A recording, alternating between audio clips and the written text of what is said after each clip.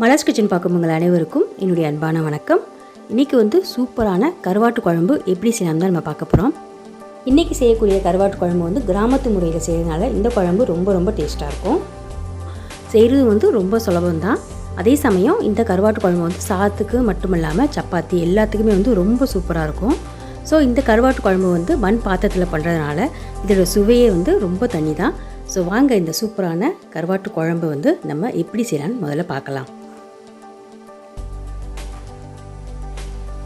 முதல்ல வந்து stove on பண்ணி கடாய் வச்சுக்கிறோம். கடாயில் வந்து ஒரு 1/4 கப் அளவுக்கு நல்லெண்ணெய் சேர்க்குறேன். எப்பயுமே இந்த கருவாட்டு குழம்பு மீன் குழம்பு எல்லாத்துக்கும் நல்லெண்ணெய் சேர்த்து சமைச்சு பாருங்கள், ரொம்ப சூப்பராக இருக்கும். நல்லெண்ணெய் கொஞ்சம் சூடான பின்னாடி இதில் 1 டீஸ்பூன் வெந்தயம் சேர்த்துக்கணும். இது கூடவே வந்து 1 டீஸ்பூன் சோம்பு சேர்த்துக்கணும். ரெண்டும் வந்து கொஞ்சம் பொரியட்டும். பொரிஞ்சு அந்த வாசனை வர்ற வரைக்கும் இதை பொரிய விட்டுறலாம். இது கூடவே வந்து கொஞ்சமாக கருவேப்பிலை இலைகளையும் சேர்த்துட்டு நல்லா பொரியட்டும். அப்புறமா ஒரு 30 பல் பூண்டு சேர்க்குறேன். கருவாட்டு குழம்பு மீன் குழம்பு இது எல்லாத்துக்குமே வந்து பூண்டு பல் கொஞ்சம் அதிகமாக சேர்த்து சமைச்சு பாருங்கள், ரொம்ப சுவையாக இருக்கும். பூண்டு பல் சேர்த்துட்டு இதை வந்து கொஞ்சம் வாசனை வர வரைக்கும் ஒரு 2-3 நிமிஷம் நல்லா வதக்கிக்கலாம். லைட்டாக கலர் மாறினா போதும். கொஞ்சம் வாசனை வந்த பின்னாடி இதில் கட் பண்ணி வச்சுருக்க 2 மீடியம் சைஸ் அளவுக்கு வெங்காயம் எடுத்துருக்கேன். இதை சேர்த்துக்கணும். வெங்காயத்தை வந்து நல்லா பச்சை வாசனை போகிற வரைக்கும் வதக்கி விட்டுக்கலாம். நல்லா வதங்கின பின்னாடி இதில் ஒரே ஒரு பெரிய தக்காளி பழத்தை கட் பண்ணியிருக்கேன். இதை சேர்த்துக்கலாம். புளியும் வந்து கருவாட்டு குழம்புல சேர்த்தனால தக்காளி வந்து கொஞ்சம் கம்மியாக சேர்த்துருக்கேன். சேர்த்துட்டு வெங்காயம் தக்காளி எல்லாமே வந்து நல்ல மசிய வதங்குற வரைக்கும் வதக்கி விட்டுக்கலாம். இப்போ வந்து தக்காளி சூப்பராக வதங்கிருச்சு. அடுத்ததாக அதில் வந்து 1 டீஸ்பூன் மஞ்சள் சேர்க்குறேன். 1 டீஸ்பூன் குழம்பு பொடி சேர்க்குறேன். அப்புறம் 1 டீஸ்பூன் தனி மிளகாய் தூள் சேர்க்குறேன்.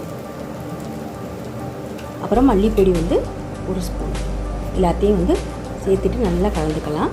இப்போ இதில் ஊற வச்சுருக்க புளி தண்ணி வந்து 1 கப் சேர்க்குறேன். நான் வந்து ஒரு லெமன் சைஸ் அளவுக்கு, அதாவது மீடியம் சைஸ் லெமன் அளவுக்கு புளி எடுத்து தண்ணியில் ஊற வச்சு நல்லா ஃபில்ட்ரு பண்ணி இதில் சேர்த்துருக்கேன்.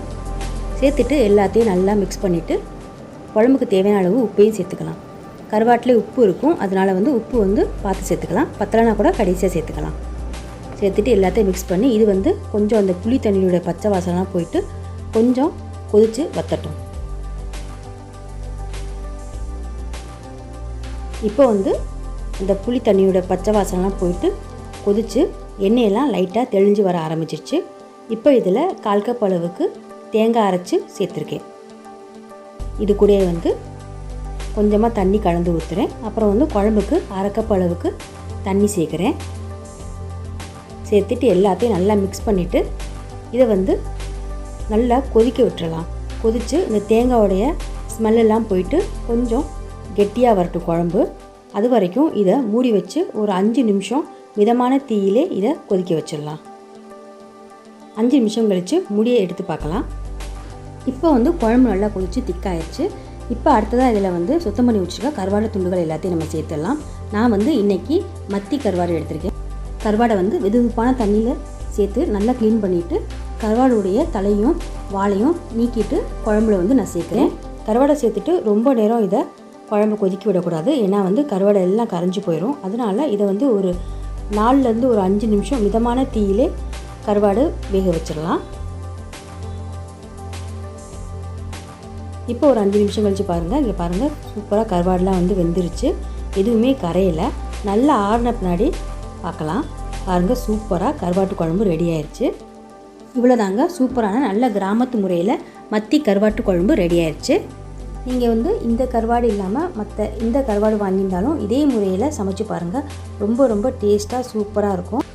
இந்த கருவாட்டு குழம்பு வந்து நீங்கள் மறுநாள் வச்சு சாப்பிட்டு பாருங்கள், ரொம்ப சூப்பராக இருக்கும். அப்புறமா இது வந்து சப்பாத்திக்கெலாம் ரொம்ப நல்லாயிருக்கும். நீங்களும் இதே மாதிரி கருவாட்டு குழம்பு வீட்டில் ட்ரை பண்ணி பாருங்கள். எப்படி வந்துச்சுன்னு மறந்துடாமல் கமெண்ட்ஸில் சொல்லுங்கள்.